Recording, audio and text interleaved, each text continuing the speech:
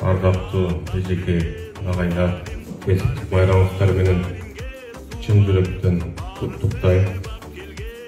Коомубузга, мамлекетибизге, билим берүү системасына, билим берүү тармагына сиздердин эбегейсиз эмгегиңер чоң.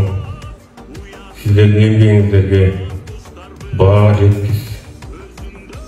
Мугалимдик кесип кесиптердин эң улуусу. Мугалимдин эң жакшы сабагы мугалимдин өзү жана анын сөздөпү. Биз мугалимдерди көрүп, мугалимдин баскан турганы биз үчүн чоң сабак. Баскан турганы да биз үчүн чоң сабак. Мугалим өзүнүн кесибине сүйүүсүнө, балдардын сүйүүсүн бириктирген мугалим бул мыкты мугалим. Мен ойлойм, ушул жерде отурган эжеке агайлар баардыгыңыздар мыктысыздар. Мугалим балдардын экинчи энеси.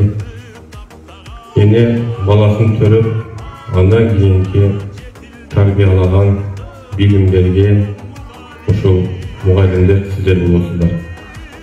Мугалим сокурга көз, дүрөйгө кулак, караңгыга чырак, балдардын жан дүйнөсүнө азык берген мугалим.